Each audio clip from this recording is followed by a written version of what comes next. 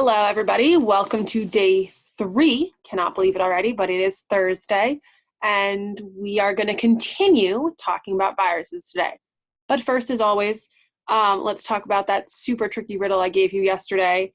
What can you catch, but you cannot throw? The answer? A cold. Yep, super dorky, super cringy. But congrats if you got that one. Our new riddle today is, what has a head but has no body? Think on it. Again, write it in your do now at the bottom, and we'll see who gets it right. Maybe there'll be cookies at the end for whoever gets the most right at the end of this, however many long weeks we're doing this. So today, to start us off, we are going to review what we learned yesterday in our introduction to virus lesson. And so, as usual, as we review and we go over anything, you are going to need your notebook. So if you need to, pause me now. Yep, pause me. And go get your notebook, open up to the new page, and title it Viruses. So take however long you need to do that, go get your notebooks, and I'm going to share my screen with you and go over a couple things.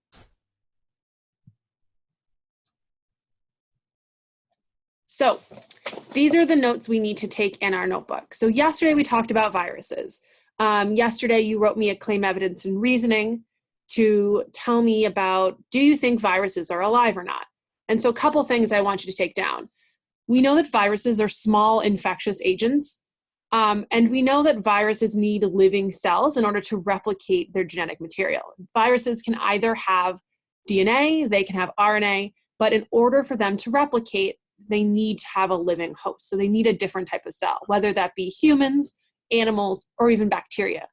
But because they cannot replicate on their own, there is debate whether they are alive or not. Because replication, and you can think back probably to middle school, when we talk about criteria for being a living organism, you need to be able to replicate. And viruses need someone else in order to replicate. So they can't replicate independently.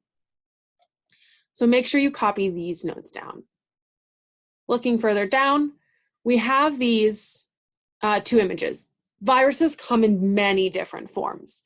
Probably the one you're most familiar with is this one that kind of looks like it's straight out of a sci-fi movie, a little robot that's teetering around.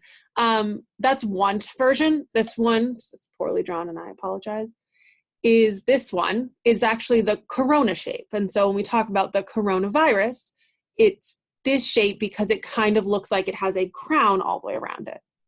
And so again, thinking about whether viruses are alive or not, viruses do have DNA or RNA. They do change over time. They can evolve, they can mutate, and they can become more or less dangerous to humans.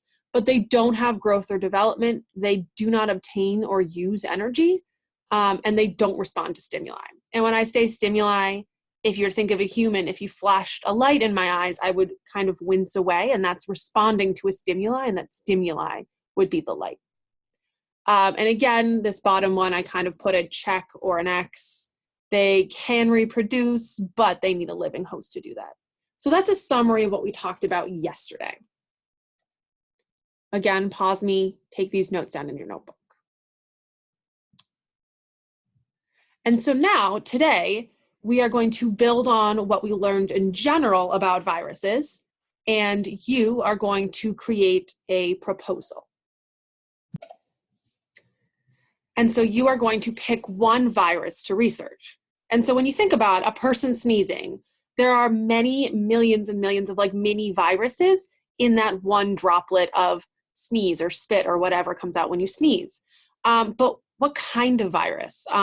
Because there are so many types, some more common than others, and some viruses affect humans, some affect animals, some affect different species of animals.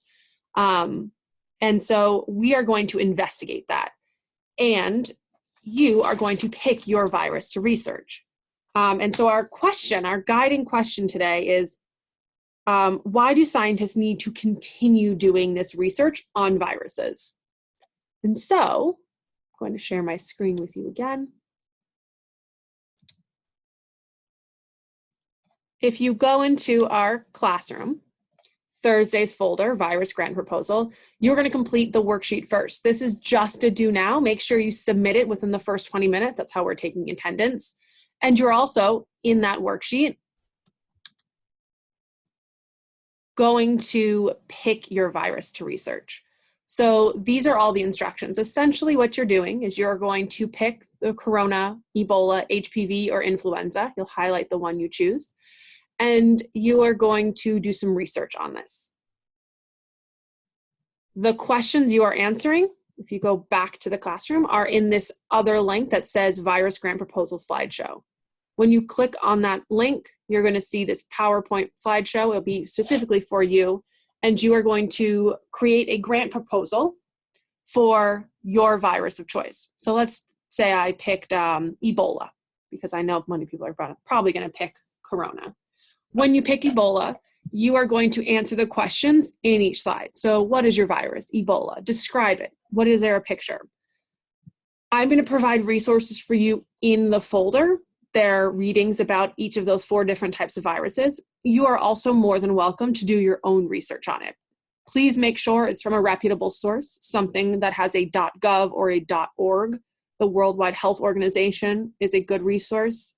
The Center for Disease Control also has good resources, but it shouldn't be from Wikipedia. It shouldn't be from a random article in a newspaper that you don't know where they got their sources. Make sure it's from a reputable source. If you do use outside resources in this last slide, make sure you just cut and paste the links in so I know where you got your information. You'll go through this, you'll answer the questions. The big ones, apart from the introduction, is why should we study it? Why do you want to study it? And how does it relate to society as a whole? Why should we continue to research this? And finally, thinking about resources you would need. Do you need money? How much money? The world is your oyster, so whatever you think, that's what you'll put there. Again, when you're done, please make sure you press submit. That's how I know you actually did it, and I will check it that way. But as always, feel free to reach out and ask questions. Stay curious, stay safe, and stay amazing little scientists that you are. Not little, sorry. And yeah,